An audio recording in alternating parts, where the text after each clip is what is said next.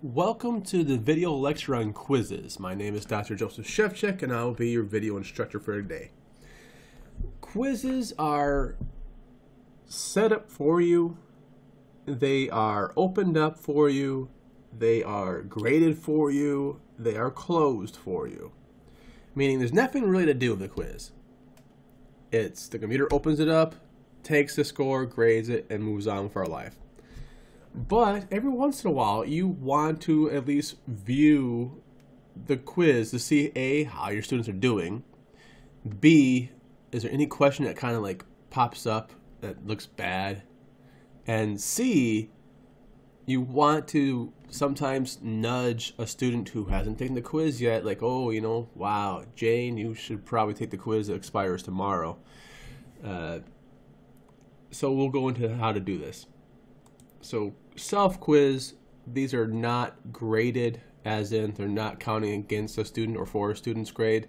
They are practice. So if a student says, oh, you know, I studied so hard and I can't believe I got such a bad score in the final, in the graded quiz, we can go back and say, well, look, you aren't on this list of people who took the self-quiz, so, you know, that might help. And you can even see how many times a student took an attempt. Like this one took it twice. The first time got 2 wrong, the second time got them all right. And you can even review the attempt to see what the answer they marked. Okay. Revisioning your stories into different genres is a form of synthesis. That's true. Marked false, answer should be true. But you want to be able to review it also, just in case. For example, if this is a graded quiz, you want to be able to review it so you can see if the question is actually marked correctly by the computer, or if it's worded too vague or whatever. And if it is marked incorrectly, don't correct it yourself. That's an email for academic affairs, so we can do a systematic sweep of that question and fix it. All right. So that's the non-graded quiz. I'm going to show you the graded quiz and how to read, kind of like how to read the bars. It's really easy, but it's worth showing. So graded quiz 6. You yourself can attempt a quiz, by the way, if you want to preview your stuff. And sometimes for finals, we do ask you go through the answers and questions. But if you want to see what your class is doing, again, you click attempts. And so you're going to see the scores, but you're also going to see a bar chart. So in this course, most of them are A, B range, although there's a spike here in the C's, and I'm guessing one person here, one person got a D. I'm going to look into that later on, away from video. Now, I can also see enrolled users who have not attempted the quiz.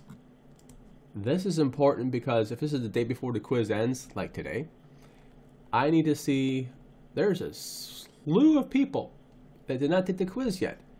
So I might want to reach out to them and say, hi, remember the quiz is due. I can email them directly, or I can put an announcement saying, hi, remember the quiz is due.